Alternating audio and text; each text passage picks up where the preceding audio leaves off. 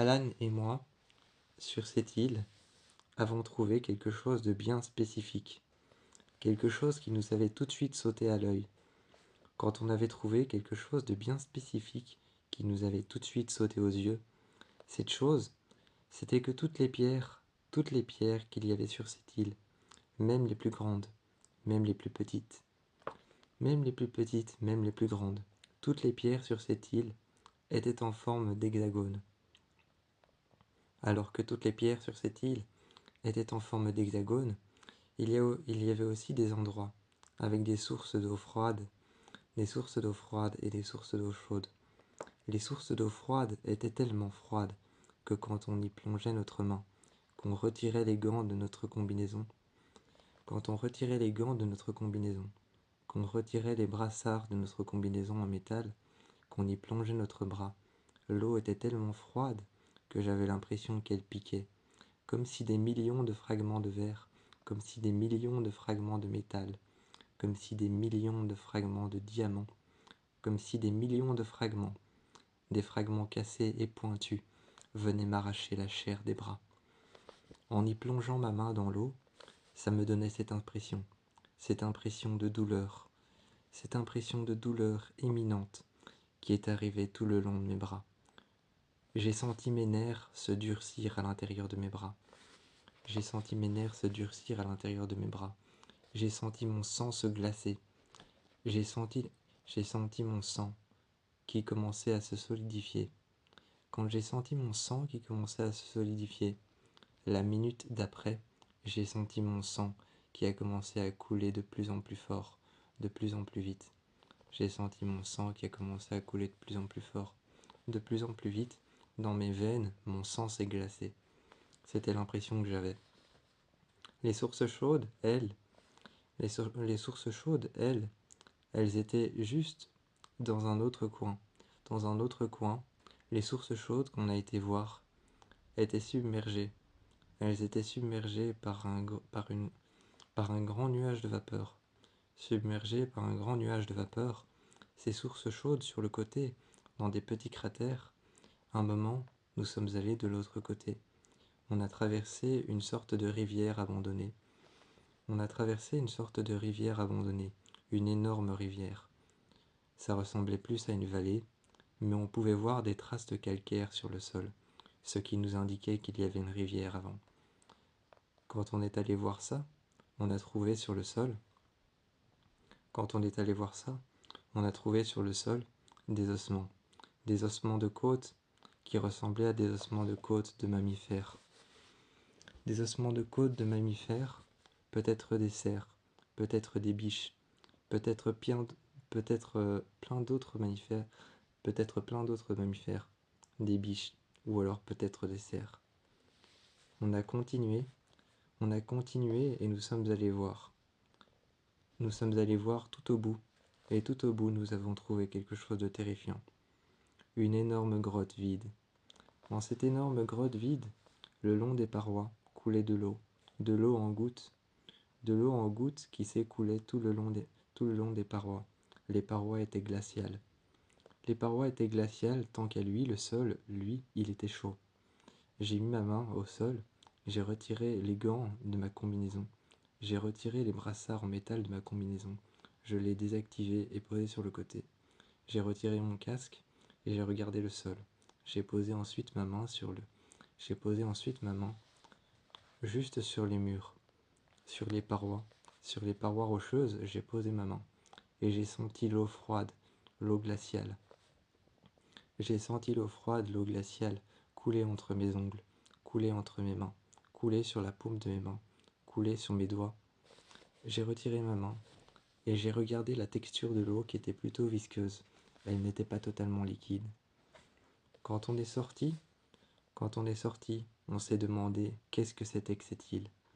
On a regardé un énorme lac dans lequel il n'y avait pas vraiment de courant. Il n'y avait pas vraiment de courant, juste des petites vagues qui restaient tout le temps à la même place. Je me suis mise au bord de ce lac, j'ai retiré mon casque, ma combinaison, j'ai retiré ma combinaison, la combinaison. Quand j'ai retiré ma combinaison, que j'ai retiré d'abord mes gants, ensuite les brassards de mes avant-bras, les brassards de mes épaules. les brassards de mes bras. Tu es venu à côté de moi, tu as fait pareil, tu as déposé les brassards de tes bras, de tes avant-bras, de tes épaules, et tu as retiré ton casque. Tu as déchargé ton fusil, ton flingue, et tu l'as posé à côté du mien. Tu as retiré tes chaussures et tu m'as regardé. Tu as retiré tes chaussures, tu les as descratchées et tu les as enlevées. Quand tu as retiré les chaussures de ta combinaison, moi, j'avais fait pareil. Tu es venu à côté de moi et tu m'as demandé qu'est-ce que c'était que cette île. De loin, on a vu une ombre. De loin, on a vu une ombre s'approcher. Cette ombre a commencé à s'approcher et devenir de plus en plus grande. À un moment, nous avons vu deux choses énormes. Ces deux choses énormes s'élever dans le ciel. Quand on a vu ces deux choses énormes s'élever dans le ciel, on s'est approché. On a vu alors deux lumières. On a vu alors dans le ciel deux lumières comme de la fumée blanche. On a vu apparaître alors un museau, un énorme museau, et deux énormes crocs. On s'est approché quand on a vu apparaître de la lumière blanche. Quand on a vu apparaître de la lumière blanche comme deux yeux, et quand on a vu apparaître de la fumée blanche autour de ces deux yeux. On a vu apparaître un museau, des crocs énormes. Le museau s'est alors ouvert en deux. Le museau s'est alors ouvert en deux et on a entendu un rugissement qui était énorme, très fort. On a vu alors sa tête se baisser, mais toujours dans le brouillard. Il s'est approché de nous. Et on a vu apparaître son corps tout entier, son corps bombé, son thorax bombé. On a vu apparaître son thorax bombé, ses deux pattes avant sur le sol, et ses deux pattes arrière sur le sol aussi.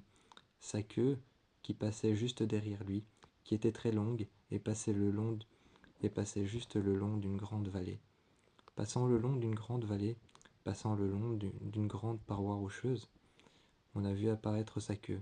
Ses deux ailes se dressaient dans les airs, et le brouillard qu'il y avait juste devant lui, cachant la vue et la couleur de ses écailles, cachant la vue et la couleur de ses yeux. Le brouillard a disparu et on a pu l'apercevoir. C'était un dragon aux formes extrêmement apeurantes.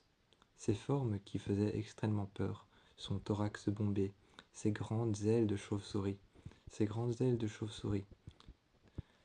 son, son, pe- son thorax et ses écailles noires, un pelage qu'il avait juste sur son thorax, un pelage très fin qu'il avait sur son thorax. On l'a vu apparaître, c'était un pelage noir.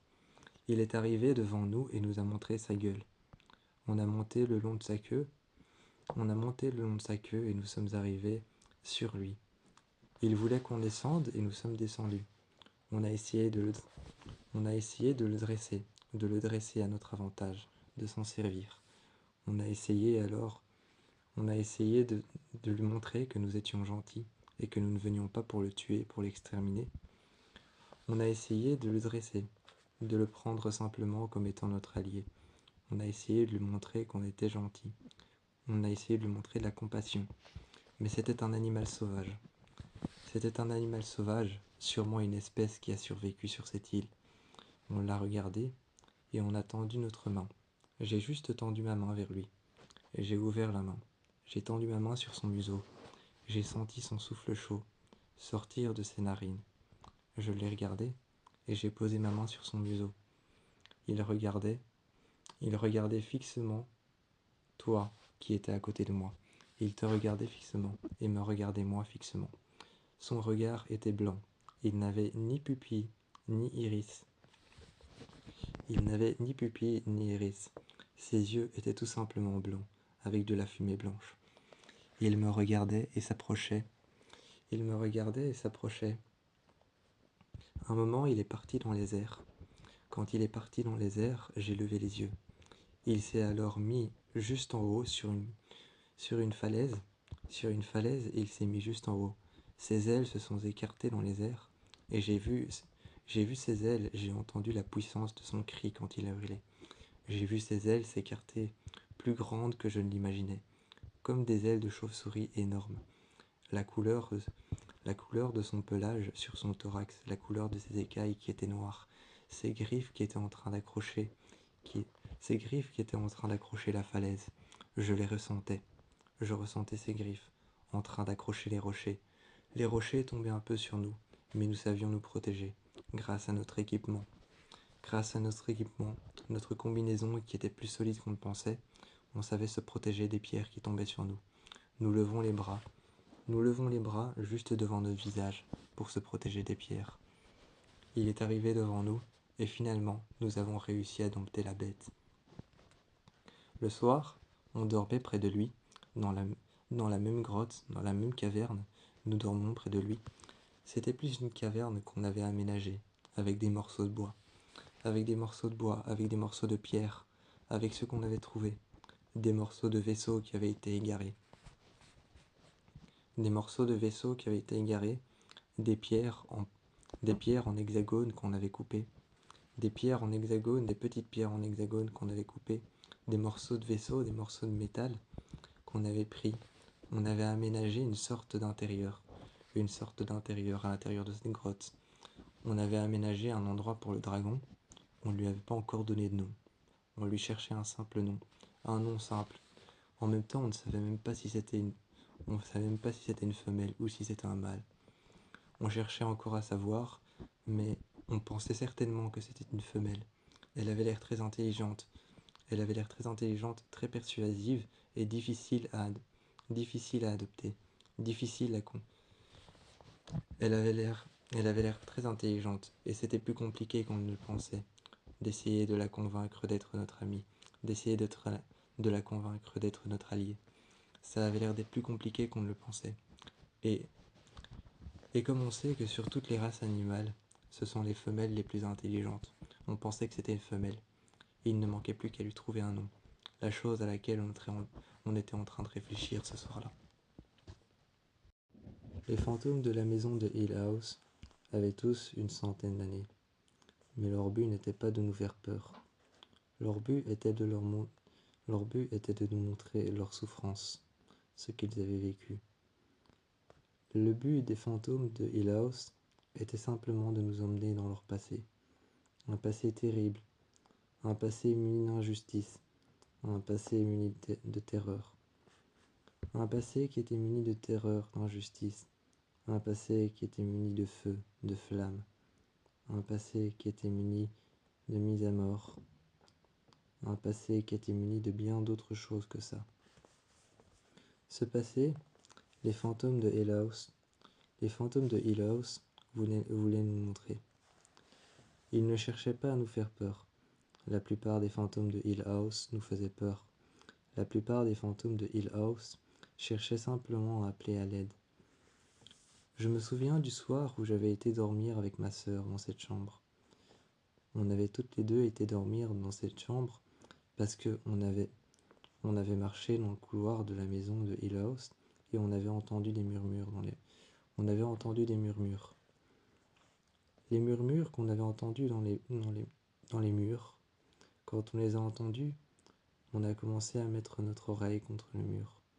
On a avancé et on a appelé notre sœur. Elle a mis son gant et elle a commencé à mettre sa main sur le mur. Là, les murmures étaient de plus en plus présents. Ensuite, les murmures qui étaient de plus en plus présents faisaient bouger les objets. Ils faisaient bouger les objets, bouger les reflets dans les cadres. Dans les cadres, les photos bougeaient, nous observaient. Ensuite, on s'est senti observé. Je me souviendrai de cette soirée chaque fois. Chaque fois que j'y repenserai, je me souviendrai de cette soirée, comme si c'était hier soir. On est allé se coucher dans cette chambre. Quand on a mis la couverture au-dessus de nous, on a senti un vent glacial en dessous de la couverture. On s'est levé, on a parcouru la chambre. Il n'y avait rien, aucun murmure, aucun cadre qui nous regardait. Il n'y avait rien, juste deux petites lumières. Deux petites lumières qu'on savait voir de dehors par la fenêtre, qui nous attendaient derrière les buissons. On est resté dans la chambre ce soir-là, et ces deux petites lumières qui nous attendaient derrière les buissons, c'était une fille au visage à moitié brûlé. Elle portait un panier dans sa main, et sa robe une robe rose qui était complètement déchirée, une robe rose avec plein de terre noire, plein de terre noire au bord de sa robe rose. C'était une robe rose déchirée, une robe rose pâle. Elle nous regardait de loin, et ensuite elle est rentrée dans les buissons. On est resté dans la chambre, mais cette nuit-là, quand on était en train de dormir, en plein milieu de la nuit, il devait être 1 heure du matin, ou minuit peut-être. Cette nuit-là, la porte de l'armoire s'est ouverte. La porte de l'armoire s'est ouverte, on s'est levés toutes les deux, on a été regarder. La porte de la chambre s'est ouverte. On est allé dans le couloir.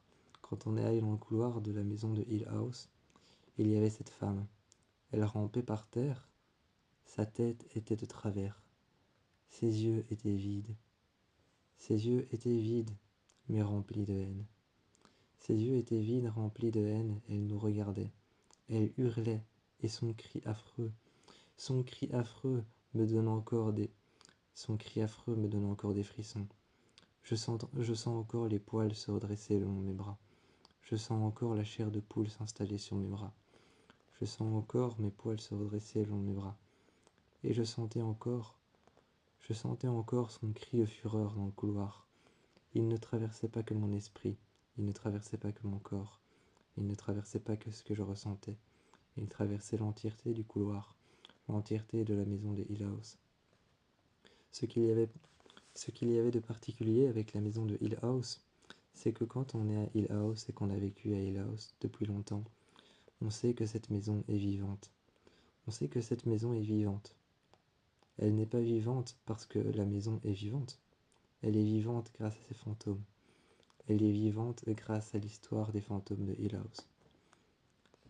Les tuyaux d'eau chaude et les tuyaux d'eau froide sont ses veines.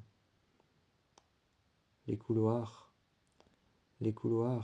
ce sont les membres de la maison.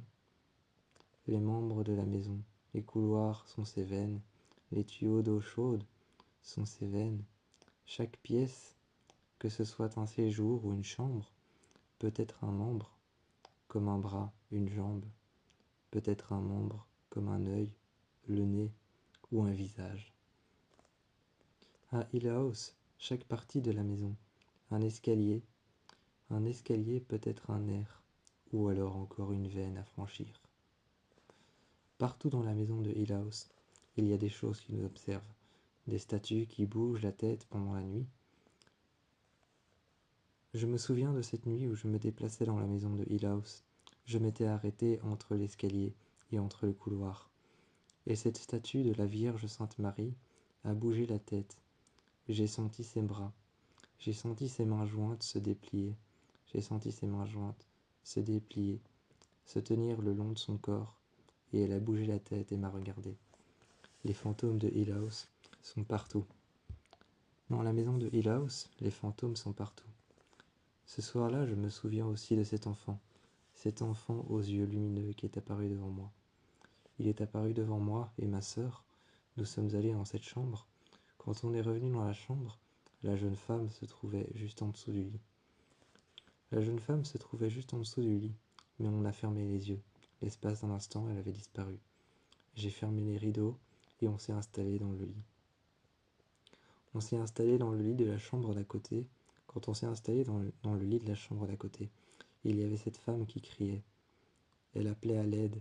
Elle disait « Au secours, au secours, aidez-moi, aidez-moi, venez-moi en aide, disait-elle. Au secours. » On entendait sa voix encore, répétitivement. Elle avait une voix de femme malade, une voix de femme souffrante et mourante. Et on entendait sa voix. Au secours, venez-moi en aide. S'il vous plaît, disait-elle. Comme si elle parlait à travers le haut-parleur d'un GSM. Comme si elle parlait à travers le haut-parleur d'une ligne fixe. On pouvait l'entendre. On est descendu et on n'a rien vu. On n'a rien entendu. Mais ce soir-là, la porte s'est rouverte. Au plafond, on a vu cet homme. On a vu cet homme nous regarder au plafond. Il était accroché au plafond, comme si quelque chose le maintenait fixement au plafond, juste à côté du lustre. Il nous regardait, sa tête bougeait très vite, Sa tête bougeait très vite comme des convulsions. Comme des convulsions, sa tête bougeait très vite, comme si sa tête était cassée et qu'un os faisait rebondir sa tête sur le côté. Sa tête était en train de bouger. Ses bras, eux, avaient l'air d'être cloués au plafond. Ses jambes avaient l'air d'être clouées au plafond. Ses jambes étaient cassées sur le côté. Il regardait dans une direction. Enfin, il essayait. On voyait cet homme et nous sommes allés directement chez notre mère. Nous sommes allés directement chez notre mère, mais impossible de la trouver. Notre mère était en train de danser seule dans le salon. Il n'y avait pas de musique. Elle dansait seule, mais à chaque fois qu'elle apparaissait à l'ombre, il y avait une autre femme avec elle, les cheveux noirs, le teint pâle, les cheveux noirs avec une robe blanche. Notre mère, avec une robe rouge, était en train de danser toute seule dans l'entrée de la maison de Hill House. On s'habitue à ce genre de choses. On s'habitue à ce genre de choses quand on est à Hill House. Quand notre mère était en train de danser, on lui a demandé si tout allait bien. Elle s'est réfugiée dans un endroit d'ombre et on a vu apparaître cette femme. Cette femme a disparu. Notre mère a tourné la tête. On a regardé dans le couloir, mais on n'a rien trouvé. On n'a rien trouvé. On n'a rien trouvé qui pourrait conclure la présence d'une femme avec une robe blanche. On n'a pas trouvé de robe blanche. On n'a pas trouvé de traces de pas. On n'a pas entendu de murmure. On n'a pas trouvé de traces de mains, ou encore moins de reflets qui nous observaient contre les vitres. Plus tard, je n'ai pas daigné trouver. Je n'ai pas daigné trouver d'objet. Sur ma coiffeuse, plus tard, je n'ai pas daigné trouver d'objet. Rien. Rien qui ne puisse conclure la présence d'une femme. Mais pendant la nuit, je me suis levé. Et là, j'ai pu enfin trouver un objet qui pouvait peut-être conclure la présence de cette femme. J'ai trouvé une brosse à cheveux, une ancienne coiffe et une brosse à cheveux. J'ai regardé les cheveux qu'il y avait dans la brosse à cheveux, des cheveux noirs, et sur cette ancienne coiffe, un nom. Il était écrit EM, des initiales. Mais je ne pouvais pas dire exactement qui c'était, seulement que cette coiffe et cette brosse à cheveux me montraient qu'un des fantômes de Hill House était encore venu voir et visiter les couloirs de la maison. Quand on trouve ce genre de choses, on ne pense jamais aux conséquences. Dans ma maison où j'avais emménagé pour la première fois, j'avais trouvé un lot de poupées, et une poupée en particulier était différente de toutes les autres. Mais j'avais trouvé ce lot de poupées. Mais quand on trouve un lot de poupées, on ne pense jamais à ce qui peut arriver. On ne pense jamais à ce qui peut vous arriver. Alors que je n'imaginais pas que ces poupées derrière se cachait un secret. Je n'imaginais pas que derrière ces poupées se cachait un secret horrible. Je n'imaginais pas que derrière ces poupées il se cachait ça. Je n'imaginais pas que derrière ces poupées il y avait ça. Un soir, je me suis réveillé et les 3 poupées étaient hors de leur boîte. La première poupée qui me paraissait étrange, était hors de sa boîte. Elle était au pied de mon lit et par terre il y avait des clous. Par terre il y avait des clous qui étaient répandus par terre, au pied de mon lit. Je me suis levé, un clou s'est enfoncé dans mon pied. Et puis j'ai vu la cloueuse. J'ai vu le fusil à clous juste à côté du mur, et plein de clous dans le mur. On n'imagine pas ce qui peut arriver quand on trouve un lot de poupées. Quand on trouve un lot de poupées, on s'imagine toujours que c'est innocent, que c'est inoffensif. Je les ai trouvées, je les ai posées sur une armoire. Elles me paraissaient plutôt inoffensives, elles me paraissaient plutôt jolies, alors je les ai un peu lavées. Je les ai un peu décrassées, et je les ai posées sur une armoire. Ça s'empirait de jour en jour. Ensuite, ça a été des odeurs pestilentielles. Ça a été des odeurs pestilentielles qui, partout dans la maison, flottaient au-dessus de moi, dans les couloirs. Ensuite, insomnie après insomnie, j'avais l'impression qu'elle m'empêchait de dormir. Un matin, j'en ai trouvé une, juste sur mon lit. Cette petite poupée, la dernière du lot de poupées, il y en avait 4. J'ai trouvé cette petite poupée. Elle était sur mon lit. Au pied de mon lit, mes pieds étaient couverts de sang. Mes pieds étaient couverts de sang encore humide, et le matelas aussi. Le matelas était imbibé de sang. Les draps étaient couverts de sang. On n'imagine pas le genre de choses qui peut se passer. Je suis sorti ce matin-là et j'ai trouvé plein de corbeaux morts à ma fenêtre. On n'imagine pas 5 minutes ce qui peut se passer. Et chaque nuit ça empirait. Une nuit, je me suis réveillé et je n'arrivais plus à respirer. Je n'avais pas de coussin sur ma tête. J'avais rien. Mais je n'arrivais plus à respirer. Comme si je sentais qu'on me maintait. Comme si j'arrivais à sentir la main de quelqu'un sur ma bouche. Et en même temps, comme si je sentais qu'on me maintenait sous la couverture ou alors sous l'évier. Comme si je sentais qu'on me maintenait sous l'eau. J'arrivais à sentir la main de quelqu'un juste sur mon nez, appuyée sur mon nez, et j'arrivais à sentir une deuxième main appuyée sur ma bouche. Je ne pouvais ni respirer, ni parler. Ça a duré plus de 1 minute, ensuite ça s'est arrêté. Et pendant toutes les 1 minute qui ont suivi, j'avais l'impression que ça durait 1 heure. J'ai regardé l'horloge à côté de moi. À côté de moi, j'ai regardé l'horloge, et la seule chose que j'entendais, quand je regardais les personnes qui avaient vécu la même chose que moi et qui m'écoutaient, je me sentais enfin libre d'un poids. Et je leur parlais. Cette nuit-là, la seule chose que je sentais autour de moi, c'était cette pression de la main qui était juste sur mon nez, et cette pression de la main qui était juste sur ma bouche, alors que je regardais l'horloge qui était au mur. Alors que je regardais la vieille horloge qui était au mur, je ne savais même pas si elle fonctionnait correctement. J'entendais la pendule dans le couloir, j'entendais la pendule, et j'entendais aussi les cadres bouger. Je suis allé dans le salon, et je voyais les cadres bouger.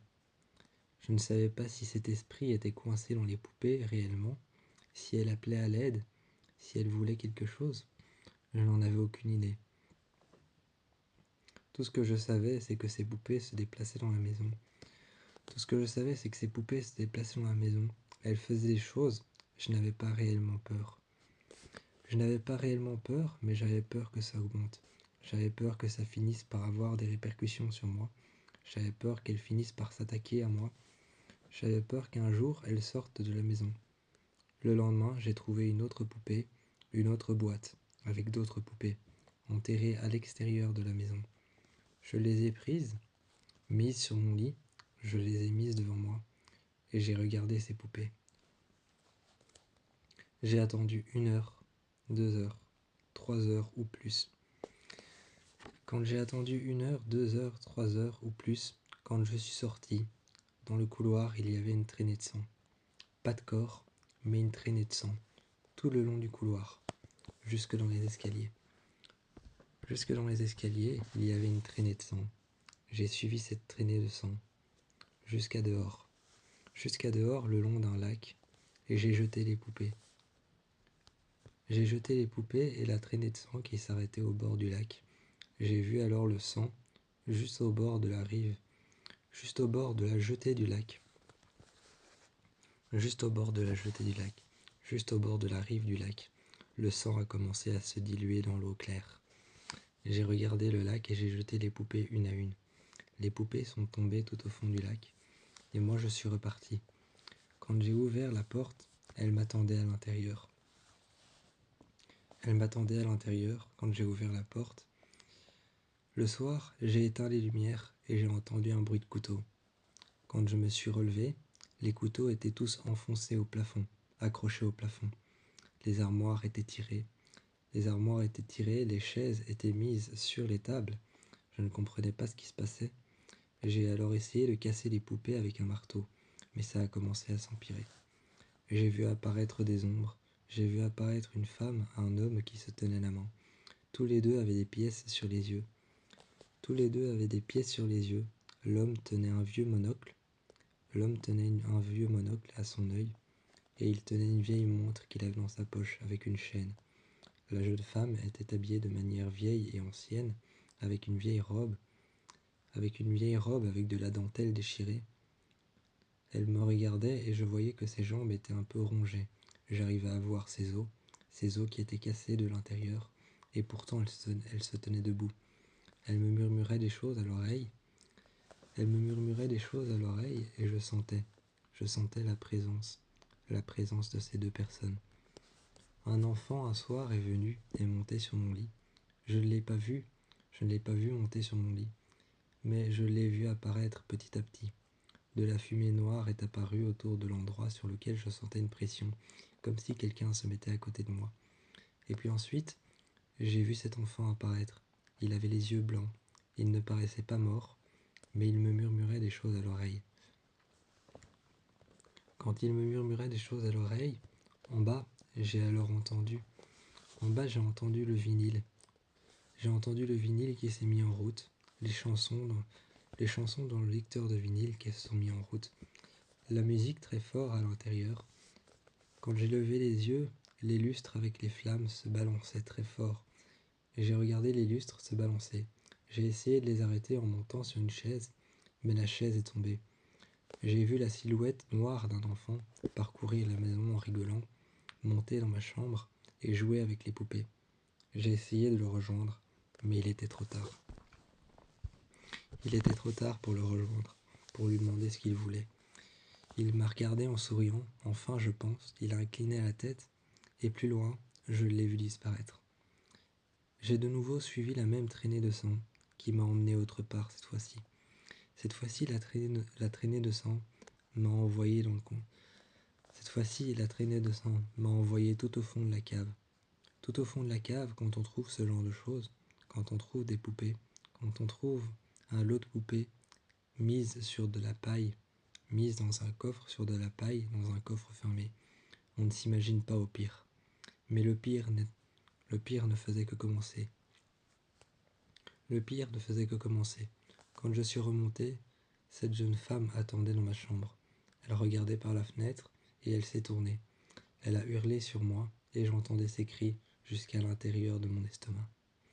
Jusqu'à l'intérieur de mon estomac, jusqu'à l'intérieur de mon ventre, j'entendais ses cris. J'ai ouvert la porte, ouvert la fenêtre. Les poupées ont explosé en éclats.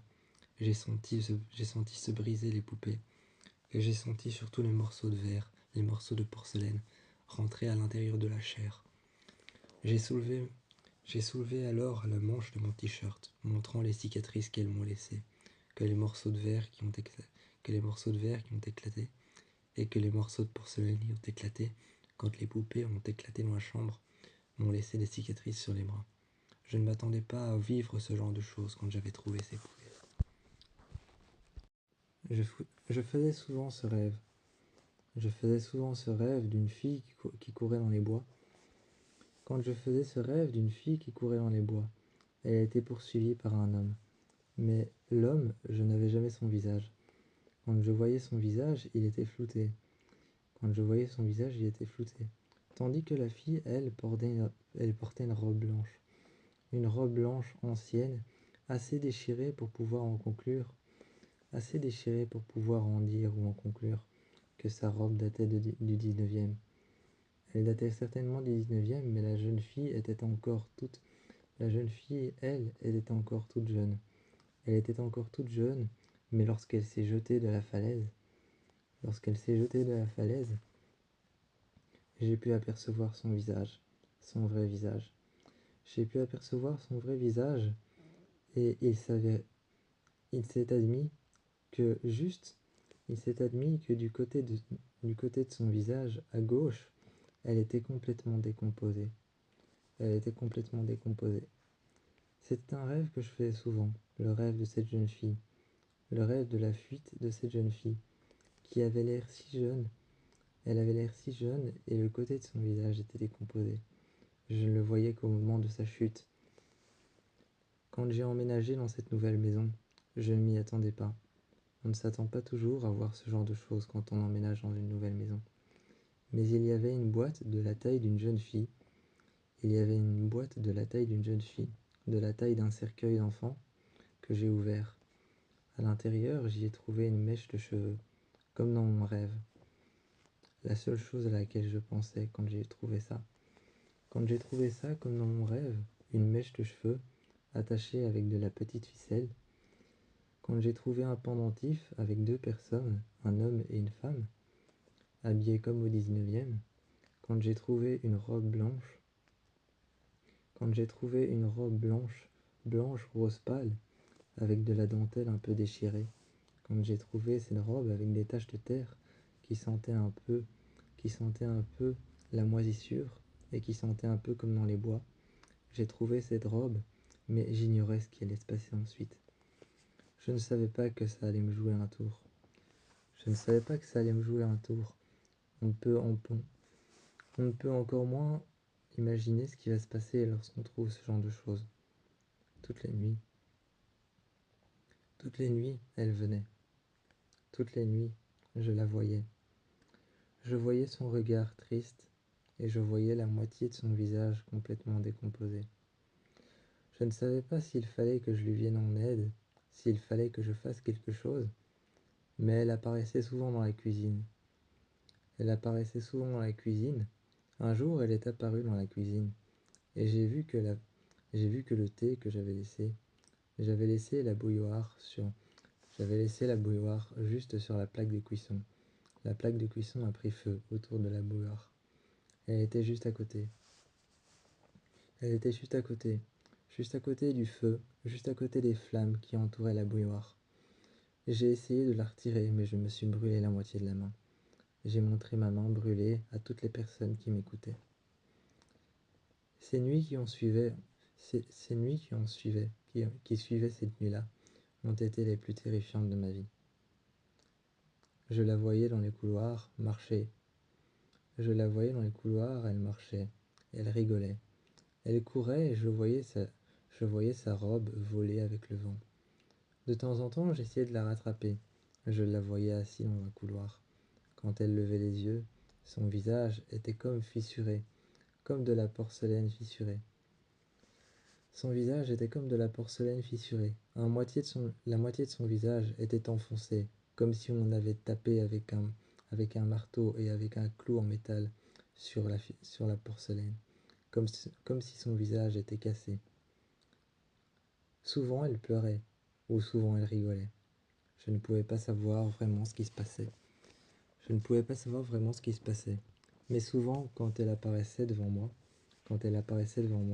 son visage ressemblait à un visage de porcelaine, à un visage de jeune fille de porcelaine, comme une poupée, comme une énorme poupée comme une poupée grandeur nature, une grande poupée grandeur nature. Son visage ressemblait à ce visage cassé, ce visage de porcelaine qui avait peut-être duré des années, au travers des siècles et des siècles à venir. Son visage ressemblait à de la porcelaine brisée, comme si on avait tapé avec un marteau dessus, et avec un clou, un énorme clou en métal que quelqu'un avait tenu fermement dans sa main, et avait frappé juste un petit peu pour fissurer sa joue, ou pour fissurer ses pommettes. Ses yeux, eux, quant à eux, ils étaient normaux, des yeux de verre. Et elle me regardait. Tous les jours, je faisais ce rêve. Et tous les jours, ce rêve devenait de plus en plus terrifiant. L'homme la prenait par le bras, la traînait, et l'emmenait dans le ruisseau. L'homme l'emmenait dans le ruisseau, et je voyais cet homme. Chaque nuit, je voyais cet homme l'emmener dans le ruisseau, la noyer, et garder son visage sous l'eau. Son visage s'est endurci, à force de faire tout le temps et de répéter tout le temps la même chose, de se jeter de la falaise. Son visage s'est endurci. J'ai compris alors qu'elle avait pris l'apparence d'un visage de porcelaine quand j'ai vu la moitié de mon rêve se poursuivre d'autres choses. J'ai compris que quand elle a heurté le sol, elle n'a pas heurté le sol, elle a heurté un caillou. Elle a heurté un énorme caillou qui était au fond de l'eau. Cet énorme caillou qui était au fond de l'eau était à côté d'un masque en porcelaine qui était en train de se faire ce masque en porcelaine qui était en train de se faire griffer par le courant de l'eau et par le sel qu'il y avait à l'intérieur de l'eau. Ce masque de porcelaine était en train de disparaître morceau par morceau. Morceau par morceau, il disparaissait. Cette jeune fille s'était cognée contre ce masque. Cette nuit-là, j'ai senti l'odeur du sang. Je me suis réveillé avec le goût du sang en bouche, et c'est ça qui m'avait réveillé. C'était bien ça qui m'avait réveillé, et pas autre chose. Ce matin-là, je me suis levé. La porte était ouverte et toutes les fenêtres étaient ouvertes. À l'intérieur, la jeune fille m'attendait. La jeune fille m'attendait, elle m'a tendu un bras, et je l'ai suivie. Elle m'a suivi jusque très loin, et j'ai trouvé une boîte. J'ai trouvé une boîte à moitié immergée dans l'eau. À moitié immergée dans l'eau, au bord d'un ruisseau, j'ai trouvé cette boîte, avec plusieurs masques de porcelaine. Je les ai pris et je les ai regardés, tous différents. Tous différents, je les ai pris et regardés. Je les ai observés longtemps, jusqu'à me demander pourquoi est-ce qu'elle me montrait ça. Ensuite, elle a retiré son masque. Elle a retiré son masque une nuit. Elle est arrivée près de moi. J'entendais des murmures, j'entendais sa voix comme dans l'écho sous un pont. Sous un pont ou sous un tunnel, j'entendais sa voix comme dans un écho sous un tunnel. Elle a retiré son masque et m'a montré son vrai visage. Son visage était décomposé. Je voyais les nerfs et les ligaments. Je voyais la chair qui restait encore un peu. La chair qui restait encore un peu, la moitié de son visage qui n'était pas décomposé, qui était bel et bien normal. Son œil qui n'était pas décomposé, qui était bel et bien normal. Et l'autre partie de son visage où son œil venait de fondre. Son œil venait de fondre, il y avait la chair de son œil et il n'y avait plus qu'un trou. Un simple trou, elle ne voyait plus rien. Elle ne voyait plus rien, m'a montré les deux parties de son visage. Ce matin-là, quand je me suis réveillé, elle avait disparu, mais la robe était toujours à terre. J'avais compris alors qui elle était. J'avais compris qui elle était. Pourquoi est-ce qu'elle était venue vers moi? Qu'est-ce qu'elle voulait? Elle voulait que je comprenne comment elle était morte. Qui étaient ces personnes qui l'avaient tuée? Est-ce que c'était son père? Est-ce que c'était sa mère? Elle m'a emmené plus loin. Elle m'a emmené plus loin dans la forêt. Et dans la forêt, elle m'a emmené près d'un livre. Elle m'a emmené près d'un livre de photos. Un livre de photos où c'était elle plus jeune. C'était elle plus jeune, à côté d'une jeune femme. À côté d'une jeune femme. Et en regardant ce livre, j'ai tiré une photo où elle était assise juste devant un pot dans le jardin, à côté d'une jeune femme qui avait une grande robe blanche. Cette femme, c'était sa mère. Mais derrière, j'avais aperçu que c'était ma maison. C'était bel et bien ma maison, juste derrière. Elle avait vécu dans ma maison pendant longtemps. Elle s'était sûrement accrochée au lieu. Elle s'était certainement accrochée au lieu, à un meurtre. À un meurtre, à son meurtre, à la manière dont elle est morte, dans les alentours de la maison, dans la propriété, la manière dont elle est morte. Elle s'est sûrement attachée à ça. Elle a voulu me montrer bien d'autres choses, comme par exemple comment est morte sa mère, comment est mort son père, ce qui lui est arrivé. Elle m'a montré ça, et bien d'autres choses. Ensuite, elle est partie, et le lendemain matin, je n'ai plus que retrouvé par terre, au bord de mon lit, la petite boîte avec à l'intérieur les masques et sa robe, sa charmante robe blanche que j'ai trouvée au pied de mon lit, avec deux marques, deux traces de pieds par terre qu'elle avait laissées. Ces deux traces de pieds qu'elle avait laissées pour seul échange de m'avoir montré pourquoi est-ce qu'elle voulait partir. Il fallait que je l'aide. Ce fantôme avait juste besoin d'aide. La pendule de Hill House. La pendule était une pendule qui se trouvait juste dans l'entrée. Bien qu'elle paraisse normale, elle n'avait rien de normal. Tous les soirs, un enfant se tenait à côté d'elle. L'enfant tenait la pendule. Et bien qu'il tenait la pendule, on entendait encore son bruit. Tic-tac faisait-elle, et continuellement. On pouvait l'entendre dans la maison. Alors qu'on passait jour après jour, Même la journée et le soir, on entendait son tic-tac, encore et encore.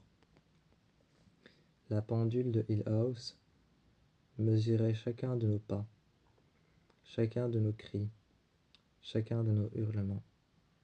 La pendule de Hill House était un peu le cœur de la maison. Alors qu'une nuit j'ai vu apparaître cet enfant juste devant mon lit, il me murmurait des choses à l'oreille. Il me disait des choses à propos de cette pendule. Dans combien de familles est-ce qu'elle avait été? À qui est-ce qu'elle avait appartenu?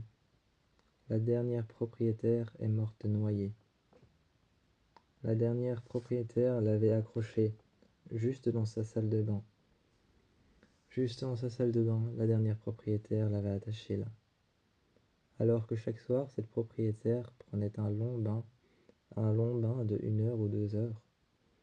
Un soir, l'eau est devenue noire quand elle s'était endormie. Elle s'était endormie dans son bain. L'eau est devenue noire.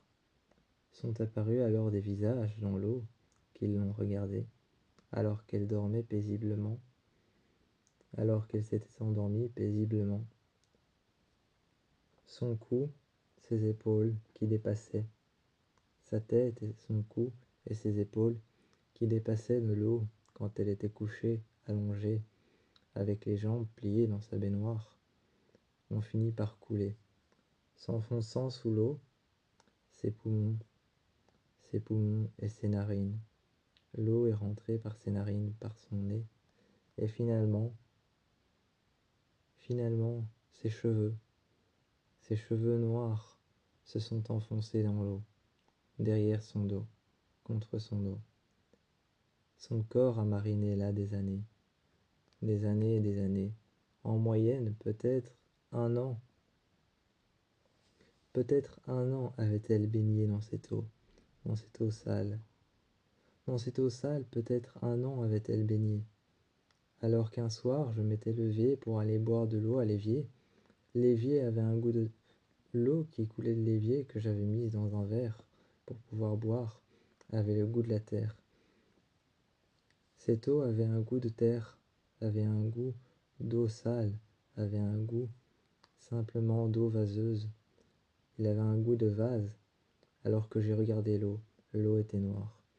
Devant moi se tenait juste à côté de la pendule, cette femme au visage pâle et décomposé, à la peau qui commençait à peler, à son bras qui était complètement décomposé, ses os qui sortaient, sa peau si fine que je pouvais en apercevoir la chair en dessous, sa peau si fine que je pouvais apercevoir les seuls fragments d'os qui étaient en train de se casser.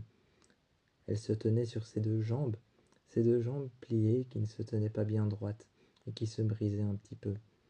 Je pouvais apercevoir ses jambes et sa tenue qu'elle portait quand elle était dans sa baignoire, une longue robe transparente et grise.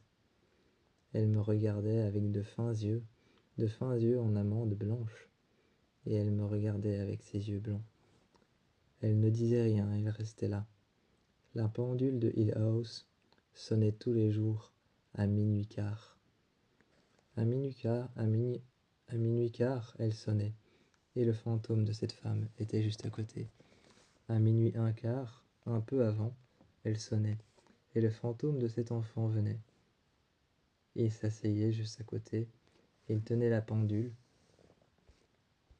Un soir, alors qu'il tenait la pendule, j'ai vu apparaître de la pendule. J'ai vu disparaître dans la pendule cette petite chose, ce petit rond en or, accroché à une barre en or. Je l'ai vu disparaître. La pendule était vide.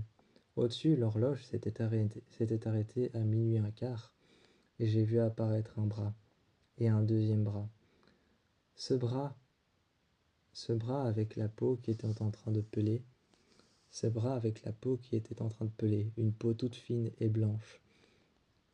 Alors que sa peau était toute fine et blanche, toute ratatinée, j'ai vu alors son bras, ses ongles qui étaient en train de tomber. L'homme qui est sorti s'est mis à côté de la jeune femme. Il s'est mis à côté de la jeune femme qui était morte. L'homme n'avait pas de cheveux sur la tête. Il m'a regardé, a incliné la tête.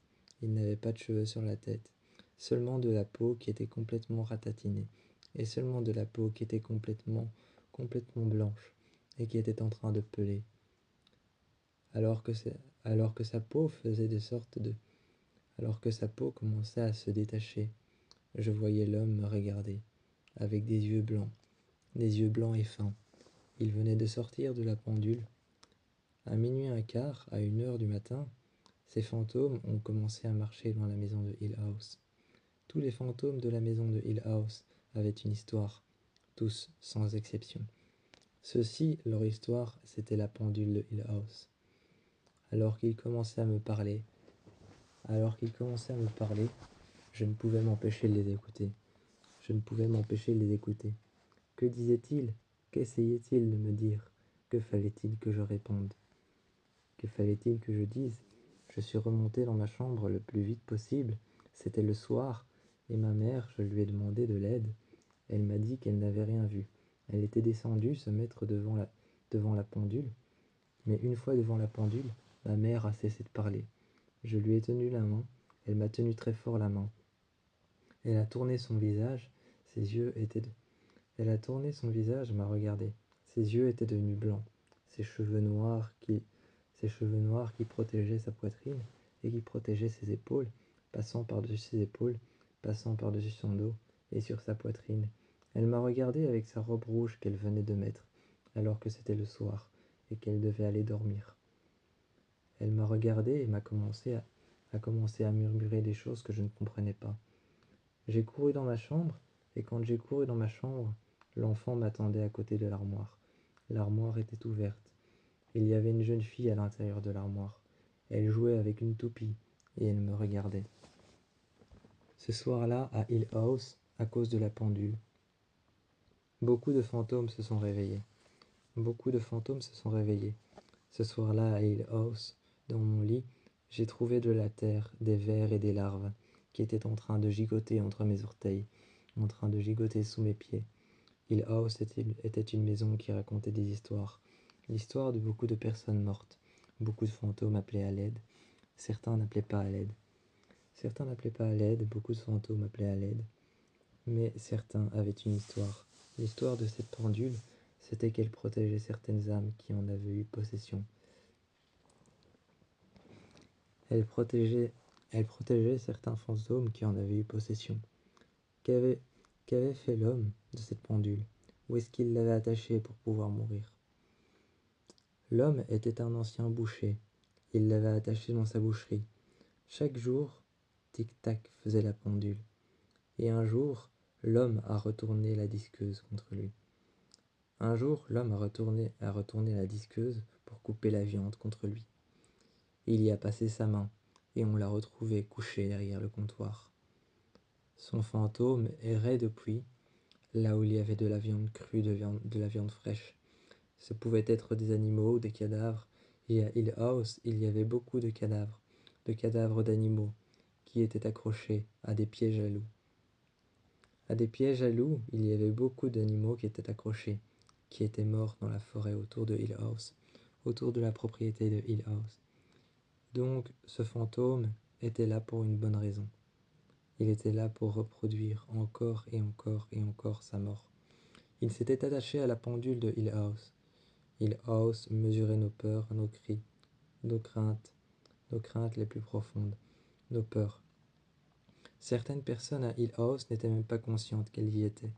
Certaines personnes à Hill House étaient juste conscientes qu'elles avaient peur, étaient juste conscientes que ce qu'elles voyaient c'était des apparitions, des fantômes. Mais certaines personnes à Hill House n'étaient pas conscientes qu'elles étaient enfermées dans cette maison. Elles étaient conscientes qu'elles avaient peur, qu'elles dormaient, qu'elles se réveillaient le matin et qu'elles passaient une journée. Mais ça s'arrêtait là. Ensuite, la nuit, ça recommençait. Cette pendule se remettait à fonctionner. Et les fantômes, celle de cette femme, celui de cette fille, celui de ce petit garçon, se remettaient à rire, à pleurer, à apparaître dans les couloirs. C'est quand je marchais dans cette ruelle que je me sentais déjà observé. Quand je marchais dans cette ruelle, je me sentais déjà observé. Il fallait que j'aille à un rendez-vous très important. Il fallait que j'aille à un rendez-vous très important et je devais prendre un raccourci. Je sentais que la ruelle sombre que j'avais prise n'était pas très rassurante. Je sentais que quelque chose m'observait. J'avais même l'impression que quelque chose me poursuivait. C'est comme la même sensation que les filles pouvaient avoir lorsqu'elles sortaient de boîte de nuit très tard le soir et qu'un homme les suivait. Très tard le soir, c'est ce genre de sensation que j'ai eue. Alors, sur le côté, j'ai vu apparaître un pont. Il n'était pas terminé, il était en travaux. J'ai finalement décidé de prendre ce pont, parce que même s'il était en travaux et qu'il n'était pas terminé, je pouvais le prendre. Il était apte à être utilisé. Il était apte à être utilisé. Alors je l'ai pris. Au fond du pont, j'ai aperçu une jeune fille. Elle jouait avec sa poupée. Elle jouait avec sa poupée avec un petit chariot qui était rempli d'ordures. Ce petit chariot était rempli d'ordures et de jouets pour enfants. Elle jouait avec et elle m'a regardé. Elle m'a regardé et elle a dit qu'elle ne trouvait plus son chemin. Elle pleurait. La pauvre fille, je suis resté avec elle. Mais plus je marchais, plus je marchais, plus le fond du tunnel commençait à s'éloigner. Alors que je marchais, j'ai fini par me mettre à courir. Au bout d'un moment, j'ai vu réapparaître cette fille. J'ai vu réapparaître cette fille qui me disait « Je ne trouve pas mon chemin ». Elle était en train de jouer avec les petits objets pour enfants. Elle avait un bébé dans sa main, mais le bébé était mort. Il ne restait plus que les côtes. Il ne restait plus que les côtes et un crâne posé sur les côtes. Il ne restait plus que 3 vertèbres. Il ne restait plus que 2-3 vertèbres. Les côtes de l'enfant. Elle le portait en main. Elle disait que son frère était mort. Et plus je courais, plus j'avançais pour courir. Plus c'était pire encore. À un moment, j'ai entendu un bruit strident, un bruit horrible, un bruit tellement horrible que ça m'en a fait mal aux oreilles. J'ai continué, et cette fille, à chaque fois, je la voyais réapparaître. Plus j'avançais, plus ce lieu se comportait comme une voie sans issue. Plus j'avançais dans ce pont, plus il se passait des choses. Quand j'ai avancé dans ce pont un peu plus, je suis arrivé en dessous d'une lumière qui s'éteignait et s'allumait. Quand elle s'éteignait, je voyais apparaître sa silhouette avec ses 2 yeux brillants, et quand elle s'allumait, je la voyais, recroquevillée par terre. Recroquevillée par terre, je la voyais. Quand la lumière s'éteignait, je voyais juste sa silhouette, éclairée par une fine lumière blanche. J'arrivais à voir ses 2 yeux brillants, et plus loin, quand j'ai avancé encore. Finalement, je me suis mis à courir. J'ai lâché mon sac par terre. Je me suis mis à courir et courir et courir. J'ai couru, couru, couru. Et à un moment, quand je racontais tout ça, à ce moment précis, où je racontais tout ça à tout le monde, dans cette pièce, j'ai levé les yeux, j'ai regardé le lustre, j'ai regardé et balayé des yeux complètement la pièce. J'ai regardé chaque fenêtre, chaque vitre, j'ai regardé chaque fenêtre en guillotine, chaque petit morceau, chaque petit carré de fenêtre. J'ai regardé les rideaux, j'ai regardé chaque mur en bois, chaque bibliothèque remplie de livres. J'ai regardé toutes les personnes autour de moi, qui étaient assises comme un groupe d'alcooliques anonymes. J'ai regardé ces personnes qui écoutaient mon témoignage, et j'étais en train de me demander si j'étais réellement là. Ce que j'avais vécu, c'est que je ne pouvais plus sortir de ce pont. Est-ce que j'étais réellement là en train de raconter mon histoire, ou est-ce que je n'étais pas réellement là? Est-ce que j'étais toujours enfermé dans ce pont? Enfin, je ne savais pas. Alors finalement, j'ai pris du recul sur les questions.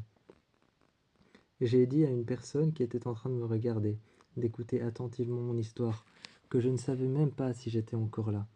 Elle m'a regardé et est venue à côté de moi, à échanger une place avec une autre personne. Elle a mis sa main sur ma jambe et m'a dit que j'étais réellement là, que cette épreuve était derrière moi, car après moi, c'était à elle. Je me sentais dingue et je me sentais stupide. Et la jeune femme m'a dit qu'elle racontera son histoire après. Ensuite, j'avais continué dans le tunnel, j'avais continué et je ne voyais plus cette fille. Je suis arrivé un peu plus loin dans le tunnel, la sortie s'éloignait toujours un peu plus. Comme si la sortie s'éloignait toujours un peu plus. Je courais et la sortie s'éloignait. À un moment, j'ai entendu cogner contre les murs, mais il n'y avait pas de porte. Il n'y avait pas de porte, il n'y avait pas de quoi se mettre à l'intérieur, pas de compteur électrique, rien, et j'entendais cogner contre les murs. Je me suis mis près du mur et le mur a explosé. Le mur a explosé. Les pavés qu'il y avait dessus, les pavés qu'il y avait dessus ont explosé. J'ai alors regardé ce mur et ce mur a explosé. J'ai senti alors quelque chose sortir. Je ne l'ai pas vu tout de suite. D'abord, j'ai vu un nuage de fumée noire. Il s'est dissipé et a disparu dans l'air. Il s'est dissipé et a disparu dans l'air. Dans l'heure qui venait, je me sentais démuni. Je ne savais plus quoi faire. Il a alors tout simplement disparu. Ce nuage de fumée noire a disparu, laissant place simplement à une obscurité sans faille. Laissant place à une obscurité sans faille, j'ai essayé de mettre ma main à l'intérieur, mais j'ai senti une autre main, quelque chose la gripper. J'ai senti une autre main, quelque chose la gripper et me tirer vers l'intérieur. Je me suis retrouvé à l'intérieur. J'ai couru tout aussitôt vers la lumière et je me suis rendu compte que je me suis retrouvé à l'intérieur du pont. Quelque chose a réagrippé ma main. Je me tenais contre le mur, assise par terre, et j'ai vu une chose sortir. Ensuite, j'ai vu une main s'agripper et une deuxième main s'agripper. Puis j'ai vu deux yeux dans le noir. Dans le noir, j'ai vu deux yeux briller. J'ai regardé cette main qui m'avait agrippé, couverte de sang, de sang séché. Une main qui avait l'air d'être brune, comme si la peau avait pourri. Comme si la peau avait pourri, ou comme si la peau de cette personne était restée longtemps sous la terre. J'ai regardé ses ongles qui avaient poussé, qui étaient très longs, ses ongles qui s'étaient endurcis comme de la pierre, et qui étaient pointus. J'ai regardé alors sa main avec sa peau qui était aussi fine, sa peau qui était aussi fine et aussi transparente, sa peau qui était aussi fine et transparente que des morceaux de verre, aussi fine et transparente que des morceaux de verre à travers sa peau qui était légèrement translucide. Je pouvais y apercevoir ses veines, je pouvais y apercevoir la chair, je pouvais y apercevoir le moindre nerf, les moindres petites veines, les moindres petites veines rouges, les moindres petits nerfs que je pouvais apercevoir, le sang que je pouvais voir couler dans ses veines, du sang noir et très foncé, rouge presque noir très foncé. Je pouvais l'apercevoir. Alors que je voyais sa peau toute fine, légèrement translucide et transparente, je regardais sa peau qui était en train de peler. Elle était en train de se gratter. C'était une grande femme aux cheveux longs et noirs. Aux cheveux longs et noirs, cette grande femme avec une vieille robe blanche et noire. Elle s'est mise devant moi et elle tenait en main une fille, le squelette d'une fille, avec toujours sur le squelette dessus, toujours sur le squelette la même tenue que portait cette petite fille. Cette petite fille est apparue très loin, a pris la main de cette jeune fille a pris la main de cette femme qui était sortie de l'ombre. Elle lui a pris la main, l'a regardée, et elle s'est en allée. Elles sont parties toutes les deux. Quand elles sont parties, j'ai vu la même fumée noire apparaître. J'ai vu la même lumière la même lumière obscure apparaître. Elles sont parties au bout du tunnel, et finalement, quand elles ont disparu, j'ai pu atteindre la sortie. J'ai atteint la sortie. Quand elles ont disparu, j'ai pu atteindre la sortie. Mais je me suis retrouvé dans la même ruelle. Dans la même ruelle sombre, je me suis retrouvé dans la même ruelle, et j'ai vu réapparaître le même tunnel. Il fallait que je prenne un raccourci. J'étais coincé comme dans une boucle. Il fallait que je prenne un raccourci. Je suis rentré. Je suis rentré dans le tunnel afin de prendre un raccourci pour aller chez ma copine, chez qui je devais aller. Quand j'ai pris ce raccourci, je suis rentré dans ce tunnel en travaux, mais je pouvais y entrer. Je pouvais passer par là. Il était apte à ce que je passe par là. et j'ai vu cette fille en train de jouer avec des objets pour enfants dans une petite charrette. Je l'ai vue jouer, et quand je me suis avancé, la sortie s'éloignait de plus en plus. La sortie s'éloignait de plus en plus. Quand je me suis avancé, finalement, je ne l'ai plus vue en train de jouer avec des objets. Mais j'ai vu des objets par terre, des objets d'enfants, une toupie. J'ai vu des poupées pour enfants. J'ai vu des vêtements pour les poupées. Et tout ça dans un coffre. Tout ça dans un coffre, dans une petite charrette. Une petite charrette contre le mur. J'entendais des frappements comme quelque chose qui frappait contre le mur. Mais il n'y avait rien, pas de porte, pas de compteur électrique dans lequel on pouvait se mettre pour frapper de l'intérieur. Le mur a explosé et j'ai vu apparaître cette petite fille. Cette petite fille avait la tête penchée. Cette petite fille avait la tête penchée. Elle était couverte de poussière. Elle était couverte de poussière, couverte de matière noire sur le visage. Elle était complètement sale, avait les yeux qui brillaient. Sa peau était complètement fripée et complètement pleine de rides, comme si elle était vraiment très âgée. Comme si elle était vraiment très âgée alors qu'elle ressemblait à une jeune fille. Sa peau était très transparente et je pouvais apercevoir ses veines. Elle a récupéré un objet par terre, m'a prise par la main et m'a emmenée tout au bout du tunnel. J'en suis sorti, mais ça s'est reproduit encore une fois. Ça s'est reproduit encore une fois, je l'ai vu réapparaître, le même tunnel, et j'ai repris le même tunnel. J'étais coincé et finalement je venais à me demander si j'étais réellement en train de vous parler de tout ça, si je n'étais pas toujours coincé dans ce tunnel.